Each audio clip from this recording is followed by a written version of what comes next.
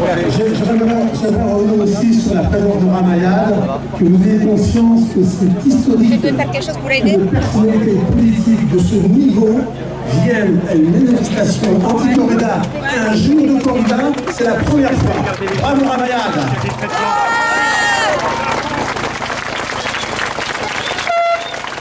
J'aimerais, d'abord entre parenthèses, puisqu'elle s'est fait un petit peu épingler par la maire de Mont-de-Marsan, comme vous le savez, que cette maire de Mont-de-Marsan ait conscience qu'il y a aussi une autre personne, et pas les moindres, Simone Veil, qui est centriste comme elle, qui s'est opposée aussi au musulman à la corrida. Donc bravo Simone Veil, bravo Ramayad. Bravo. Bravo. Maintenant, je vais vous lire un petit message de Nicolas Hulot, qui a été écrit par lui exprès pour cette manifestation. Génial. Voilà ce que nous dit Nicolas Hulot. Il y a une dimension esthétique indéniable dans une arène, mais c'est ça le piège. Mais je crains que cette beauté-là n'efface une profonde laideur, celle de faire de la mort un spectacle. Le fait d'ôter la vie ne peut être source ni de plaisir, ni de mise en scène. La vie dans l'univers n'est pas la norme, elle est l'exception. Nous sommes la partie consciente de cette exception et nous devons célébrer et vénérer la vie sous toutes ses formes et non la mort. L'homme se grandit à la respecter et se réduit à la bafouer. Au moment où dans notre pays, l'on découvre chaque jour combien la condition animale est méprisée, où la souffrance animale est l'ordinaire, dont nous nous accommodons avec indignité, comment ajouter de l'indignité à l'indignité pour le seul plaisir des yeux? La civilisation est un long parcours où l'on se libère de nos vices au profit de nos vertus. Nicolas Hulot, merci à vous.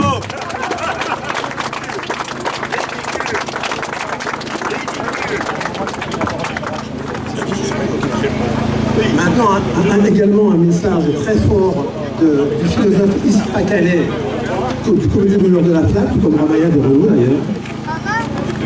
L'aficionado, vous savez quand il s'appelle les aficionados, ils y mettent l'accent, le ton, l'aficionado. Comme dit supérieur Jean-Pierre Garrigue, pour faire viril, aficionado, voilà. Assis sur les arins, on va le mettre se faire massacrer, c'est très courageux, c'est très viril, bien sûr.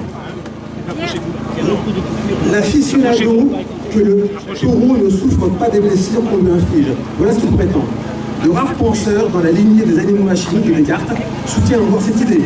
Mais la science démontre le contraire.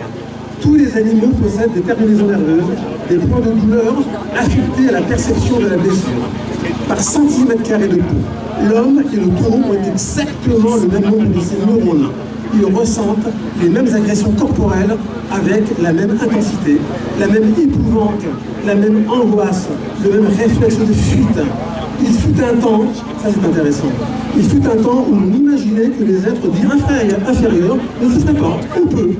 Les baleiniers prétendaient que les baleines, parce qu'elles sont énormes, sentent à peine le harpon qui les tue. Les pêcheurs de la ligne voulaient croire que le poisson n'éprouve pas la violence de l'hameçon. On appliquait d'ailleurs le même raisonnement aux humains. Au temps de l'esclavage, le maître se persuadait que le noir africain était moins sensible à la douleur que le blanc. On disait que les femmes, parce qu'elles doivent un jour accoucher, sont plus de gros mal. On affirmait que le système nerveux des bébés n'est pas terminé et que ceux-ci n'éprouvent pas la douleur, alors même qu'ils sont pétrifiés d'horreur. En vérité, la douleur est universellement partagée.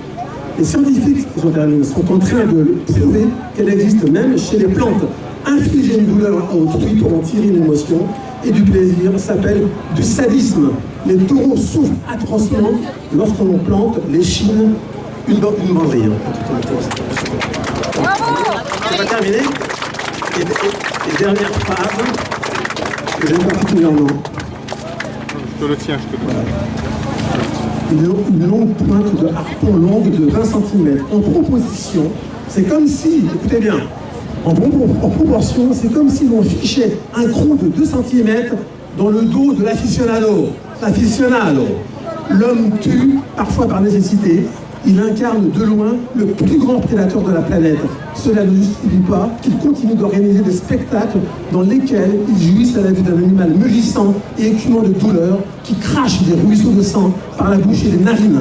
Il faut que nous le répétions sur tous les tons et en tous lieux. La corrida constitue une activité totalement inhumaine au sens juridique du terme. C'est un crime contre la part inaliénable d'humanité que nous sommes censés porter en nous. Yves Pacalet, merci.